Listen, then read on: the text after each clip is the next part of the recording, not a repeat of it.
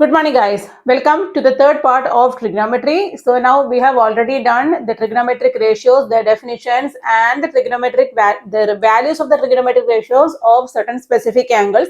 Now from that we learned that the sine value of any angle and the cos value of any angle not alternates between 0 and 1, always lie between 0 and 1. So the sine value and the cos value cannot exceed 1 and it cannot go below 0 when you are considering acute angles. As I mentioned earlier, we are only dealing with angles which lie between 0 degree and 90 degree, or basically acute angles. Now, when we are dealing with those angles, the sine and the cos value always lie between 0 and 1. So, the maximum value of sine will be 1 and the cos also will be 1 and the minimum value will be 0. Now, beyond 90 degree, which is not there for your particular syllabus, but I am just putting in as a small information, beyond 90 degree, is this true? Beyond 90 degree, what happens is that the sine and the cos value can even go as low as -1. It will not go beyond 1. 1 is a maximum limit, but the minimum limit is a -1, which you will be studying later. But for now, please understand that we are dealing with acute angles, and in the case of acute angles, this is the value between which the sine and cos will vary. Now, what will happen to tan of the angle? Here, as you can see, I have written the value of the lowest angle, which is 0, and the highest angle, which is a 90 degree, which we are considering. Tan 0 is a 0 because it is sine 0 by cos 0. 0 by 1 will give you a 0. But what happens to tan 90? Sine 90 by cos 90. Sine 90 is a 1, but our denominator is a 0, which means that this is undefined value. So, from this we can understand that the tan value can go as high as possible. So there is no limit to the value of the tan value of the tan function. It will vary between 0 and undefined value, which we sometimes say as infinity. Now let us talk about other three trigonometric ratios, cosec, sec and cot, and what happens to their minimum and the maximum values. So what is cosec 0? Cosec 0 is 1 by sine 0. Okay, this is equal to 1 by 0. Again, it is undefined. Now, what is cosec 90? It is 1 by sine 90, which is equal to 1 by 1, which is a 1. So, you can see that the cosec value alternates between, not alternates, again I keep telling alternates. It has a value between 1 and undefined value or infinity. So, which means that even the cosec value can go very high. Now, let me talk about sec. What is sec 0? Sec 0 is 1 by cos 0. Cos 0 value is a 1. So, sec 0 is a 1. And let us talk about sec 90. Sec 90 is 1 by cos 90. Cos 90 is a 0. So, this is also undefined. So, just like cosec, sec also varies between 1 and undefined value or infinity. But the difference is that sec 0 is a 1, but cosec 0 is an undefined value, and for this it is again ulta. Okay, so we have learned about sine and cos varying between 0 and 1. So between all the values between 0 and 1 for different angles. We learned about tan, whose minimum value can go as low as 0, but the maximum value cannot be defined. We are checking sec and cosec, and we also find that they also vary between 1 and an undefined value. Now, all that we need to check is about cot, which is a reciprocal of tan. So, let us see what is cot 0. Cot 0 is 1 by tan 0, which is 1 by tan 0. What is the value of tan 0? The value of tan 0 is a 0. So, this is again undefined. And what is cot 90? You can see that cot 90 is 1 by tan 90. Tan 90 is undefined. So, 1 by undefined will give you 0. Okay. So, you can see that the value of cot, just like in the case of tan, it varies between 0 and an undefined value. Okay. So, guys, here I have done an explanation. I have told you that the values of sine of an angle, cos of an angle, tan of an angle, all of those vary between a minimum value and a maximum value. In some cases, the maximum value is undefined, and I told you for which specific angles those values can be undefined. Again, we are talking only about acute angles. So now, can we do a small recap of all the basic concept that we did from the beginning, so that before we move on to trigonometric identities, you have a clear idea about what we are going to apply on the sums. First, we started with right angle triangle. We decided that we will be talking only about right angle triangles for your particular class, and we will be talking only about acute angles. So here I have got the right angle triangle and I have got the basic, which is the Pythagoras theorem. So you know that when you get two sets of a triangle, you can find the third side, and you realize that, or I told you that trigonometry basically deals with the relationship between the sides and the angles of a triangle. In this case, a right angle triangle.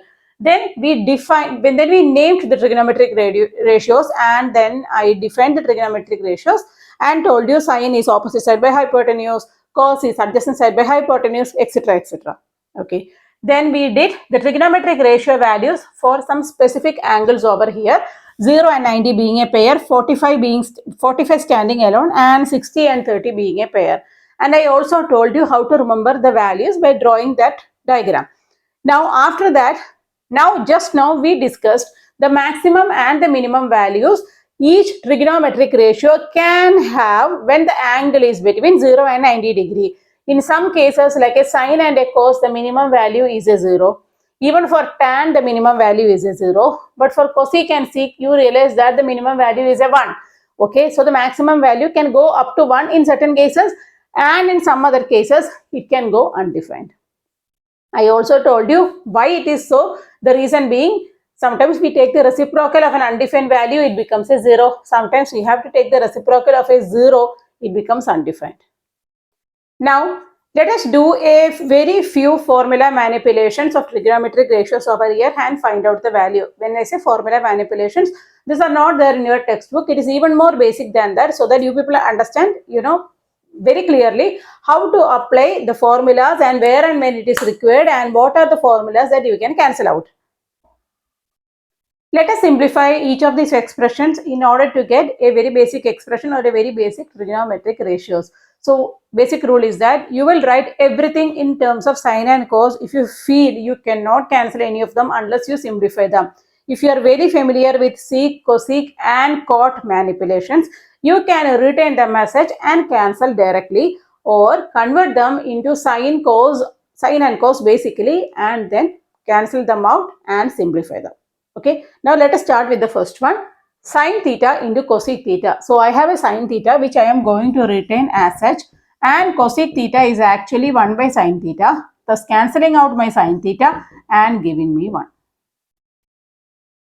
Sec theta into cot theta. I am not comfortable with cancelling out sec and cot directly. I need to convert it into sine and cos inside my head. So this becomes a 1 by cos theta, and this becomes a cos theta by sine theta. Okay, I can cancel out cos and cos. I will get 1 by sine theta, which is cosec theta. Okay. Tan square theta into cot square theta. It is very simple. I don't have to convert it into sine and cos because I know cot is a reciprocal of tan. So this I can directly write tan square theta into 1 by tan square theta, which is equal to 1. Sine theta into cot theta. So this is sine theta I am retaining as such, and cot theta is cos theta by sine theta.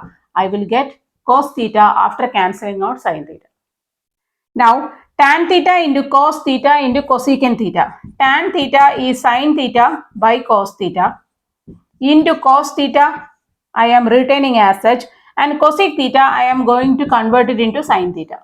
Now this is whole square. Simplify it and then square it. So what do I get over here? Cos and cos cancel, sine and sine cancel. I am ending up with only 1 square, which is a 1. Okay. So this is just to make you familiar with how to simplify a trigonometric ratio or a trigonometric statement that is given to you. Cancel out the common factors and take out what is remaining. Fine. Now let us do a few sums from the textbook and also from the reference book, so that you can get more practice on how to do the sums. 2 tan 30 by 1 plus tan square 30. So here we don't have an arbitrary angle theta or an A or a C. We have a particular value of the angle. So we have learned about the values of specific angles. So we need to substitute the value of tan 30 in this particular question. So as I told you, we need to know only the value of sine 30 and cos 30 in order to find tan 30. And please understand, if you are able to memorize the value of tan 30, wonderful, nothing like it. But as a person, I prefer, the memorizing part to keep it to a minimum level. So I memorize only sine 30 and cos 30. My sine 30 is a 1 by 2 and this is a root 3 by 2. So my tan 30 is a 1 by root 3. So I will get 2 into 1 by root 3 by 1 plus 1 by root 3 the whole square. Now all that is remaining is basic calculations over here. So you will get 2 by root 3 divided by 1 plus 1 by 3. 1 by root 3 the whole square. So here you will get 2 by root 3 by 4 by 3. Okay, now you have 2 by root 3 into 3 by 4. Simplifying it, you will get 2 root 3. This is root 3 by 2. After simplification, I am getting root 3 by 2. Now, can I ask you, which angle of sine gave root 3 by 2? Sine 60 was root 3 by 2, which means cos 30 also was root 3 by 2. Okay, just asking. Now, let us go to the second one. 5 cos square 60. What is the value of cos 60? You know the value of cos 60 is a 1 by 2. So 5 cos square 60 will become, okay, minus plus 4 sec square 30. Sec square 30 is 1 by cos square 30. What is the value of cos 30? Root 3 by 2. I am substituting it over here in order to get 4 by 3. Now let us put it back over here. This is basic manipulations. So let us see what we are getting. So here, after taking the LCM and simplifying, you will get the value as 67 by 12.